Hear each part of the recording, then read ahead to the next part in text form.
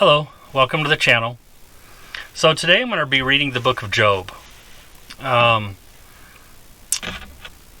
start off with, I just need to let you know I'm not a preacher. I don't study the Bible really. I'm just kind of rediscovering all this. I've kind of been compelled to read the book of Job, and I'll do this in little snippets on a video. I don't want them to be too long. And we'll just continue on as we go with the videos. So I'm actually using the New King James Version. This is a Thomas Nelson Bible.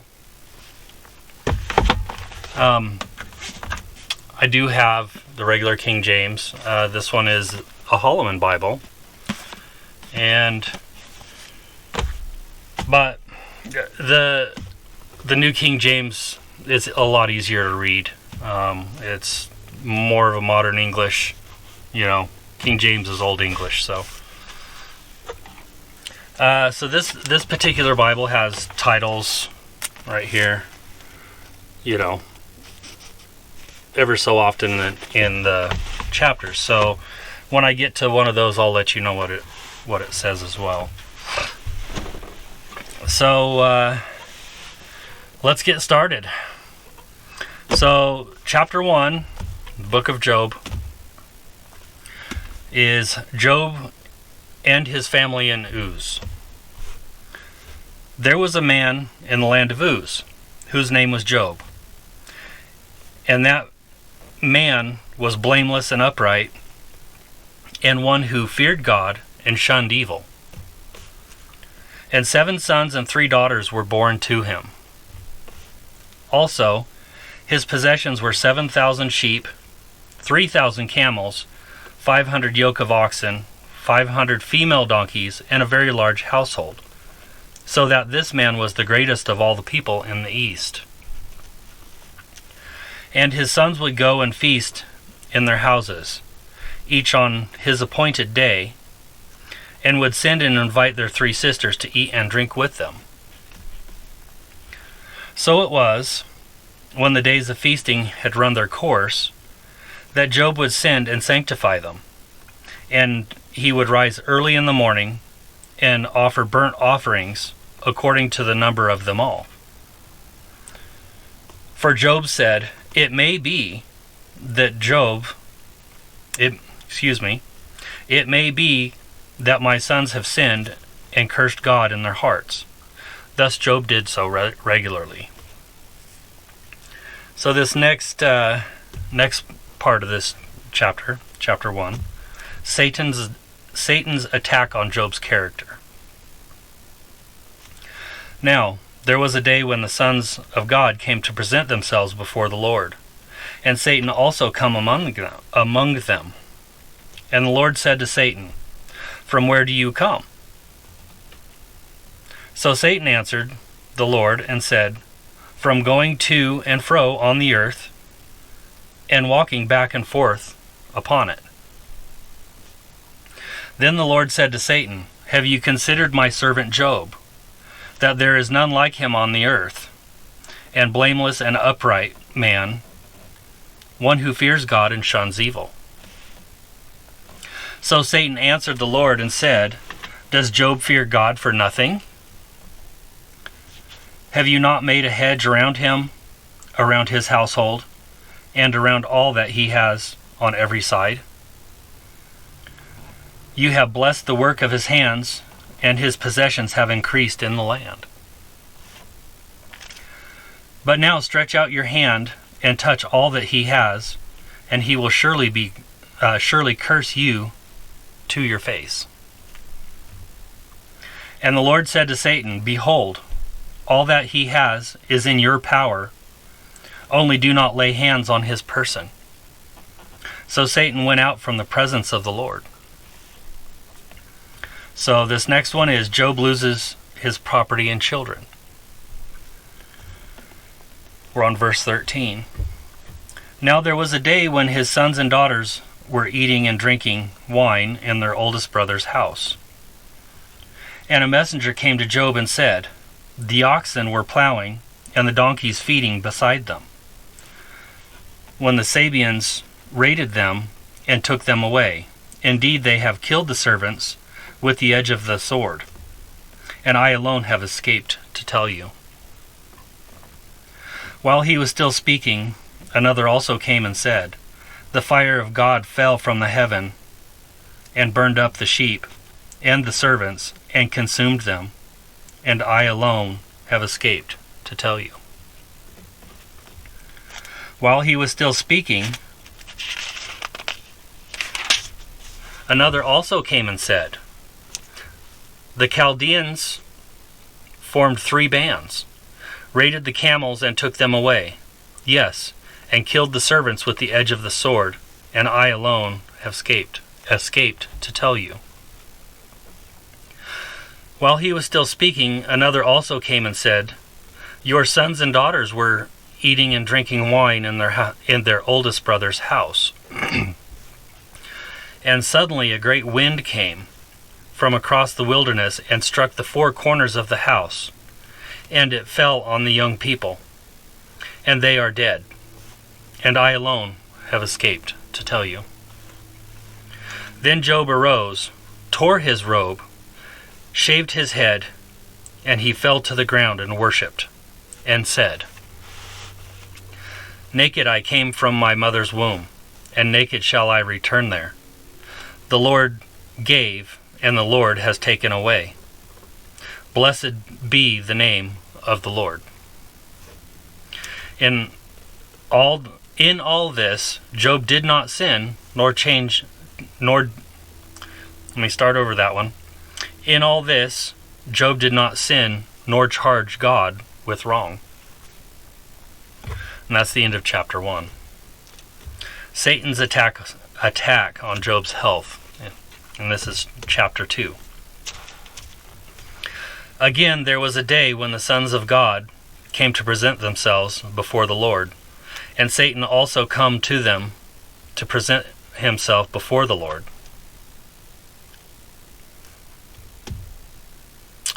I'm going to read that one again.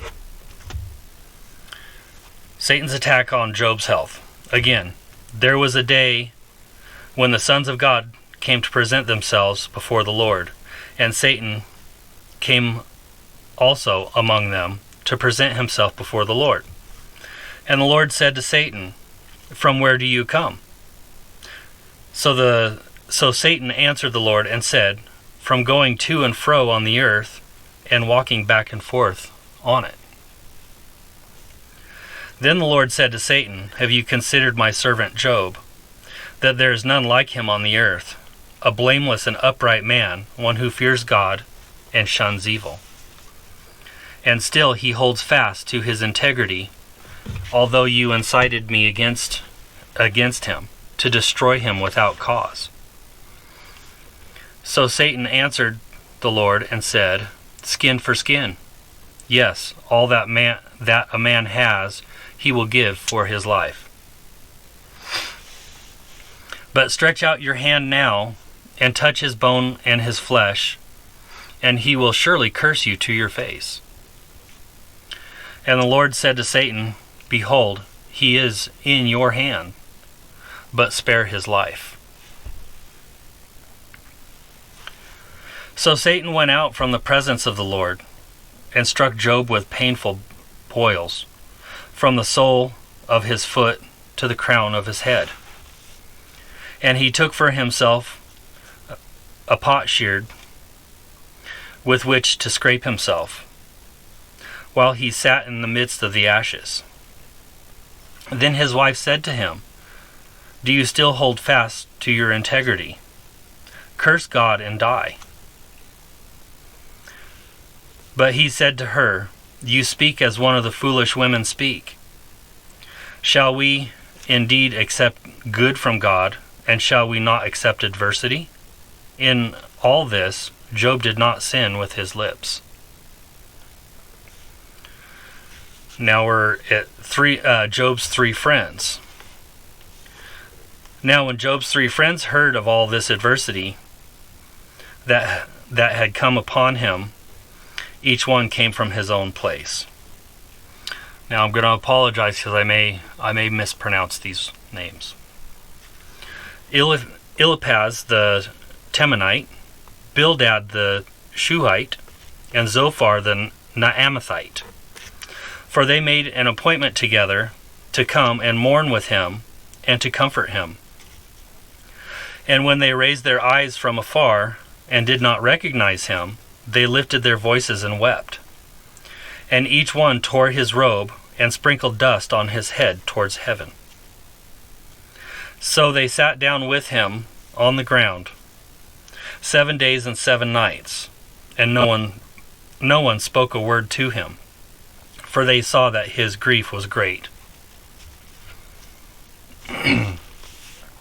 That's the end of chapter 2. So now we're on chapter 3. And this one, the heading is for Job deplores his birth. After this, Job opened his mouth and cursed the day of his birth. And Job spoke and said, May the day perish on which I was born, and the night in which it was said, A male child is conceived. May that day be darkness. May God above not seek it, nor the light shine upon it. May darkness and the shadow of death claim it. May a cloud settle on it. May the blackness of the day terrify it. As for that night, may darkness seize it. May it not rejoice among the days of the year. May it not come into the number of the months. Oh, may that night be barren. May no joyful shout come into it. May those curse it who curse the day, those who are ready to arouse Leviathan. May the stars of its morning be dark. May it look for light, but have none, and not see the dawning of the day, because it did not shut up the doors of my mother's womb, nor hide sorrows from my eyes. Why did I not die at birth? Why did I not perish when I came from the womb? Why did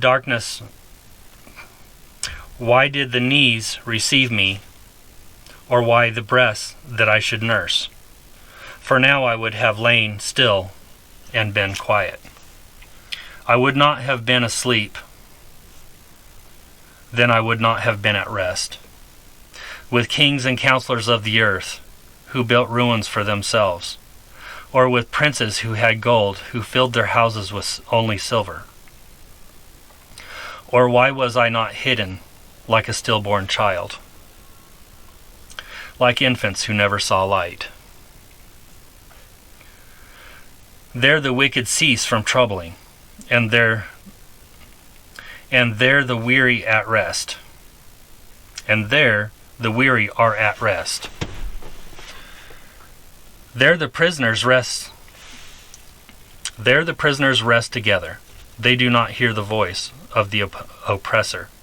The small and great are there, and the servant is free from his master. Why is light given to him who is in misery, and life to the bitter soul, who long for death, but it does not come, and search for it more than hidden treasure, who rejoice exceedingly, and are glad when they can find the grave?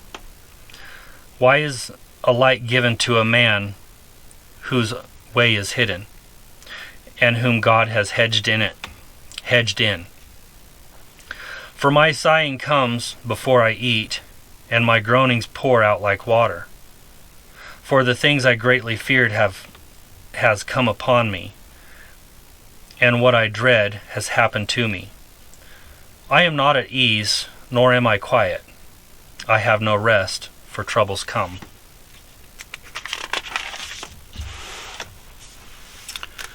And that's the end of chapter 3. Chapter 4, Eliphaz, Job has sinned. Then Eliphaz the Temanite answered and said, If one attempts a word with you, will you become weary? but who can withhold himself from speaking? Surely you have instructed many, and you have strengthened weak hands. Your words have upheld him who was stumbling, and you have strengthened the feeble knees. But now it comes upon you, and you are weary. It touches you, and you are troubled. Is not your reverence your confidence, and the integrity of your ways your hope? Remember now, whoever perished being innocent, or where were the upright ever cut off? Even as I have seen, those who plow iniquity and sow trouble reap the same. But the blast of God they perish, and by the breath of his anger they are consumed. The roaring of the lion, the voice of the fierce lion, and the teeth of the young lions are broken. The old lion perishes for lack of prey, and the cubs of the lioness are scattered. Now a word has secretly brought to me, and my ear received a whisper of it. In disappointing thoughts from the visions of the night, when deep sleep falls on men, fear came upon me, and trembling, which made all my bones shake. Then a spirit passed before my face. The hair on my body stood up. It stood still, but I could not discern its appearance. A form was before my eyes. There was silence. Then I heard a voice saying, "Can a mortal be more righteous than God? Can a man be more pure than his Maker? If he puts no trust in his servants, if he charges his angels with error, how much more those who dwell in houses of clay, whose foundation is in the dust, who are crushed before a moth. They are broken in pieces from morning until evening. They perish forever, with no one regarding. Does not their own excellence go away? They die even without wisdom." And that is the end of chapter 4.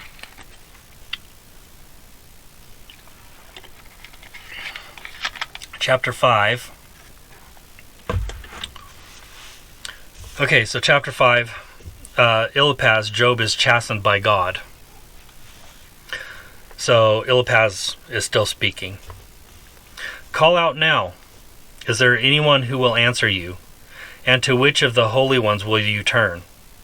For wrath kills a foolish man, and envy slays a simple one.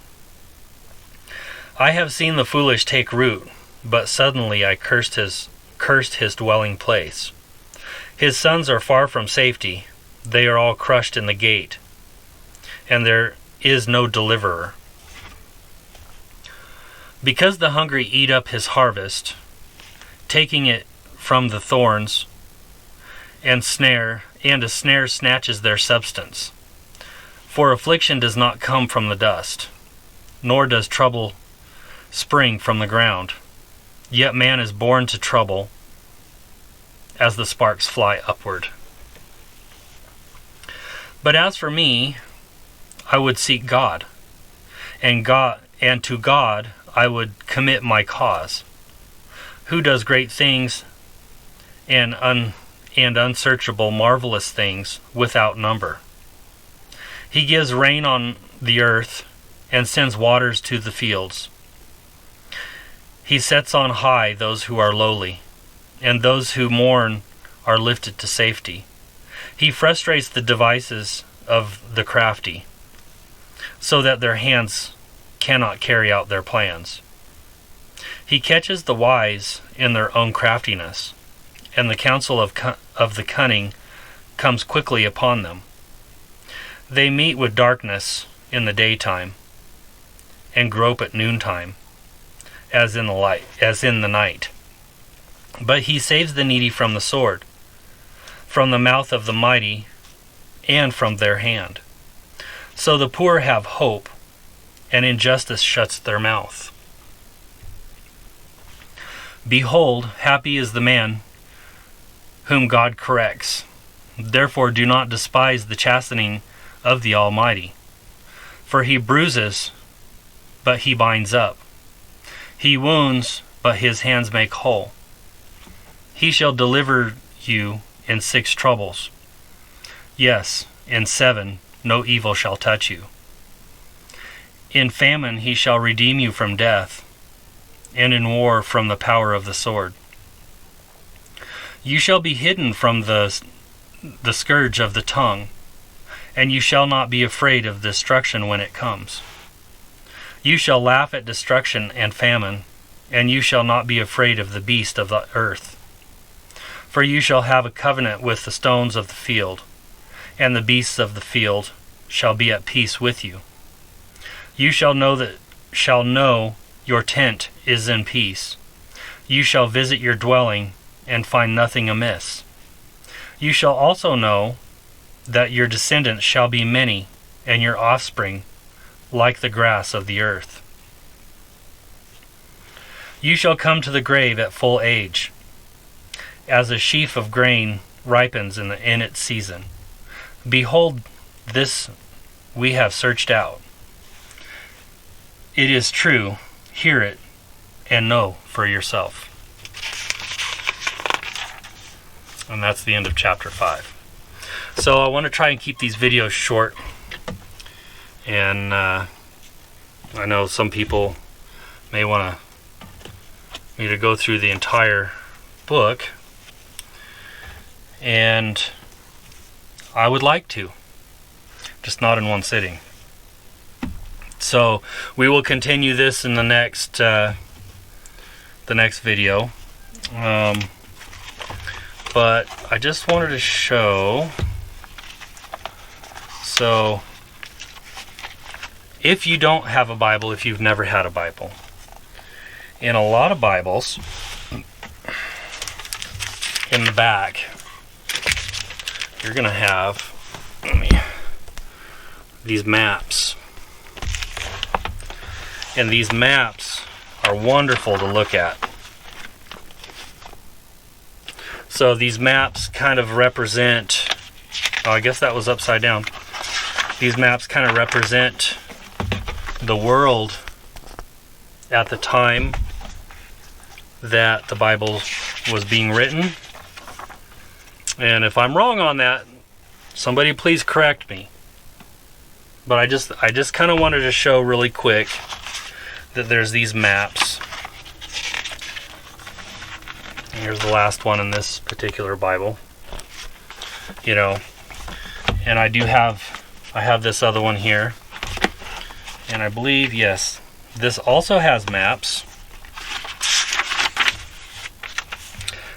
It's a little bit different. These are different manufacturers of the Bible. You know, this one's a Holloman Bible, so it's going to have a different map. The maps in the New King, the New King James, but the Thomas Nelson Bible are kind of like a shiny map. And you know, these are just on, you know, color printed.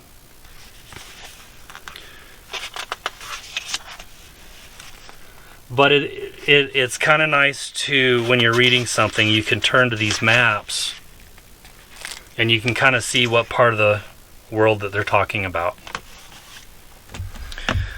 But so that's what we're going to do today. And again, I'm not a preacher, so if you understand what I've read, please put it in the comments below. That'll help me out, and it'll help other people out, and I would really appreciate it. So that being said, thanks for sitting here and listening to me for the last 20-30 minutes, however long this video is, and I will see you in the next one.